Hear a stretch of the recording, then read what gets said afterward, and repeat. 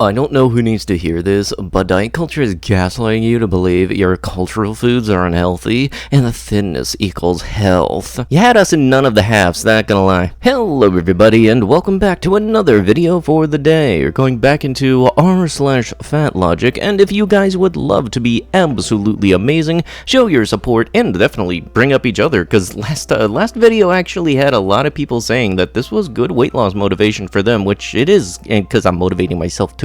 Leave a comment down below, start up some wholesome internet discussions, and make some friends along the way. And if you haven't already, subscribe and turn on notifications. Okie dokie, let's go. 2020 study looking at over 22,000 people and spanning 3 decades found that dieting is generally ineffective for weight loss and is longitudinally associated with weight gain and poor mental health. Yeah, tell that to literally any actor and literally any Olympian. Being fat means being taught to think hunger is a character flaw. It very much is not. It's literally a body's function when you need to intake food. Don't know who's been telling you that, but it's like, it's a body function. Nothing wrong with it. The only sketchy thing I've ever encountered is I've gotten hunger mixed up with thirst before, because it feels pretty much the same. So I've been drinking a gallon of water a day, so that eliminates that problem. Only downside from that is you gotta pee every 30 minutes. Stop buying oversized, please. As a bigger girl, I want cute clothes that make me feel comfy. Like wear a crop top or something. Hey look, I have body confidence issues, which is one of the main driving force while I'm losing weight, so I like to wear baggy clothes because I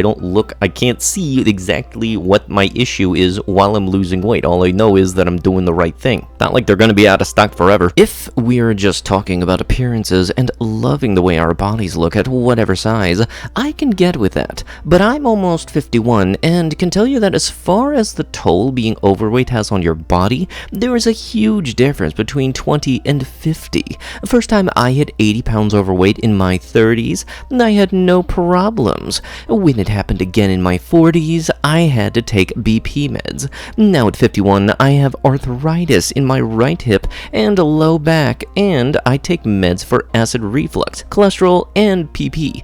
I also recently had a swollen tendon in my foot that required me to wear a boot. By the way, it's not that uncommon to do silent damage to our bodies when we are overweight, damage that the body remembers later. This is all literally just excuses not to exercise. Like, there's a meme that fixes this. Improvise, adapt, overcome. Just change it up a little bit. Maybe not do all of the absolute intense stuff you did when you were younger. Just do it easy and you might not lose it as fast, but you're heading in the right direction. Sometimes it's just a little weird when people complain about stuff, but they don't want to make an effort to change it. There is no good science that adipose tissue is bad for your health. There's a Doctor Who episode that says otherwise. The health debate is a distraction, a lie. Anti-fat bias doesn't have anything to do with health and everything to do with the white supremacist capital patriarch. Where did that come in? Shame is control. I'm pretty certain it's discipline is control, but you know what? I'm not even gonna try to convince this person otherwise. If white women tried as hard to eliminate white supremacy as they try to lose weight, white supremacy would be ended. Can somebody please elaborate as to where all of this is coming from? Because I feel like these are two very different fields. I don't think that the rules of physics can really be applied to the human body. In order to know why someone's knees hurt, you'd have to do some investigations. In order to understand how 600 pounds of weight impacts the joints, you'd have to do a study. You can't just guess or use logic to come up with an answer. If you are asking for an educated guess, I'd say muscle strength was the biggest consideration, not stress on joints. But how do we know without evidence? Hope that helps. Also, thanks for cleaning up the 600-pound thing. I'm not familiar with the show, but that makes a lot of sense. I'm pretty certain that the human body has to obey the laws of physics. They are not paracausal beings. Plus, you're not taking into consideration that, maybe pressure on cartilage actually wears down cartilage, and then that's how you get joint issues due to weight. Plus, also, for the whole My 600-Pound Life reality show, there's a reason that there's pretty much a doctor in every single one of those episodes. If you preach body positivity with the main focus being on how diets cause weight gain / don't work, you are contributing to fat phobia, and you are erasing and further marginalizing the voices of those who the movement is meant for. Wait a minute, wasn't the body positivity movement originally meant for people with like prosthetic legs, burn scars, stuff that you can't change? And there's a difference between body positivity and then the health at every size movement. The body positivity movement, I'm all for. If you want to feel comfortable in your skin, if you feel good where you're at in life right now, that's all you. But don't try to demean other people because they're feeling the same thing. If being fat gave you diabetes, all fat people would have diabetes. If being fat gave you joint pain, all fat people would have joint pain. If being thin made you healthy, all thin people would be healthy. If being fat gave you the virus, all fat people would have the virus. If being fat made you unlovable, all fat people would be single. If being fat was the current beauty standard, being fat would be healthy and thin people would be shamed. If dieting worked, you would be thin. Yeah, way to go saying that stuff is guaranteed to happen if it's something that you're at a higher risk for than somebody who's actually of average weight. Plus, with the BS right in the middle, you're saying that the virus is a guaranteed thing to happen if you're overweight because that's saying that like it's in your genetic coding. Plus, I feel like anybody that says if dieting worked, you would be thin, thought that you could just eat healthy for maybe 3 days and then you'd be perfectly fine. Nope, that stuff takes a little while to work. The main key to it all is consistency and a healthy sleeping schedule. Fatigue. Fat suits are violence, period. The choice to cast a small fat actress in a role of a woman who was normally sized, but a thin actress in a role of a woman who was actually fat is just exhausting. So you're getting exhausted because somebody else was picked for a movie? What about in other instances, like with Tim Allen in the 3 Santa Claus movies and Thor with Endgame and the whole chunky Thor? Skinny privilege is real, and saying skinny girls get made of fun too, though, is like saying men get art too, though. If this bothers you, I implore you to come to terms with your residual fat phobia and then eliminate it. Hashtag I am once again blocking generously on this post because I will not tolerate fat phobia. You do realize that this actually does happen for a lot of people, both the skinny part and the part about dudes that I can't talk about here. There have been people that blatantly brag about it on social media and nothing has happened to them. That's really messed up. So way to go trying to make that comparison. There's also a lot more people that are big that bash people that are skinny versus people that are skinny that bash people that are big, and that doesn't really sit right at all. One of the reasons that the health at every size movement in itself is a contradiction in its title, because some of the people there do bash people that are apparently at a size they don't like, and I will make it an effort to avoid anybody that has this mindset, because this is absolutely stupid. Fat men be so ready to participate in fat phobia, like we both have a tease, boo, what are you doing? They have no solidarity with fat women, and it's very annoying, but if we stop letting y'all borrow our baby powder to keep your thighs from chafing, we'd be wrong. So wait, there are dudes that like big women, but where are the women that like big dudes? Where's that energy? Also, is baby powder really that expensive that you need to go around asking to borrow it? I honestly feel like there's a bunch of double standards tied to the whole health at every size movement. Obesity is relative to a person, and it's why those, if you're this height, your goal should be this weight, are not really good. I'm 6'4", 462 pounds, and we're size 38. Dude, I'm a size 38. That is BS. I'm 5'9", 230 pounds. Shut up about that stuff. I'm certainly in what would be considered obese, but not morbidly.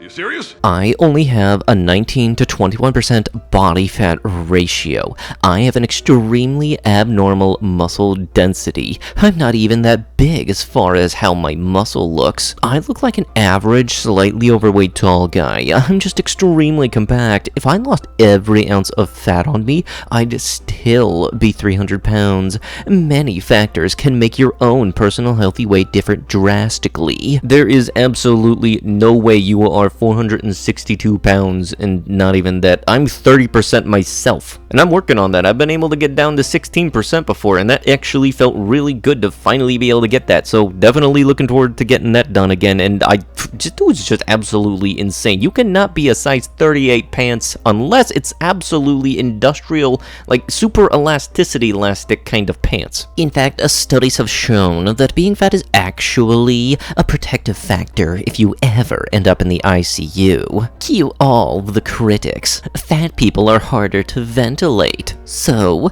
learn how to ventilate better. It's not their fault that their anesthesiologist is incompetent. I can't tell if this person is trained to ask us to ask the machines or the person who is having trouble breathing's lungs to breathe better, because I don't believe that works for either of those. I feel like that's up there with the wonderful logic of, oh yeah, you can outrun Usain Bolt with the power of friendship. I don't know, some shit like that. Ah, right, no, that's up there with the wonderful logic of, you're broke, just buy a house. You know, that'll solve all your problems. Once upon a time, it was fat people eat too many cakes. Now it's food suppliers make their cakes so cheap that fat people can't help but buy them. We haven't evolved. The tune may be a little different, but it's still the same song. People aren't fat because they eat too much. Ah, look, there goes portion control out the window. He says, F this, I'm out. You want to know an easy way to just eat healthy and not spend a lot of money? I've actually done this myself. I find a bunch of my TV dinners that I like eating, usually they have a whole like $5 for $10 deal,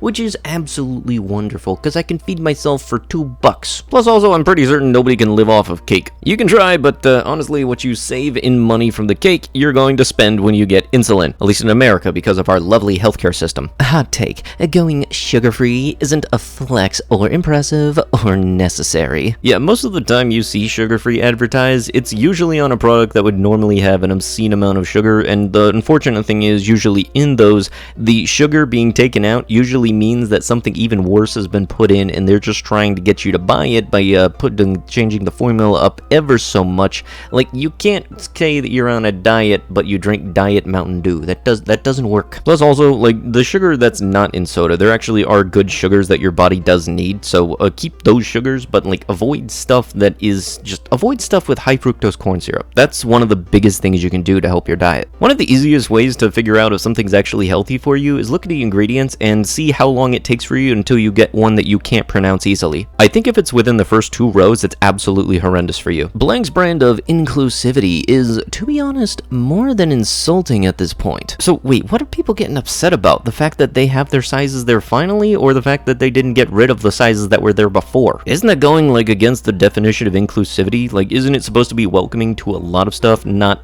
bringing in the stuff that you want and then getting rid of the stuff you don't? Quick question to anyone who still thinks it's important to lose weight for health reasons. 95% of intentional weight loss attempts fail to keep the weight off for 2 years, and over half of the people who try end up gaining back more than they started with. If we had a cure for cancer that was only a 5% effective, and over half of the people who tried it got worse, would you stick to your POV that you have to try it in the name of health? So let me get this straight. You're trying to say that there's no relation between gaining weight and health issues. Oh, cool. I got a movie title that'll debunk this whole thing. Supersize Me. Plus, I'm fairly certain there is some kind of ingredient in unhealthy food that keeps people coming back, and I'm pretty certain it's the corn syrup. But with that is going to have to be it with the video. If you want to see more videos like this, and I've honestly considered trying to like put little snippets of my weight loss journey in this, let me know down below if you would like to see more stuff like this and those little snippets of the journey itself. But be sure to hit that like button, leave a comment down below, start up them wholesome internet discussions, and if you have not already, subscribe and turn on those notifications. We're getting pretty close to 60,000 subscribers, and I think that's pretty darn neat.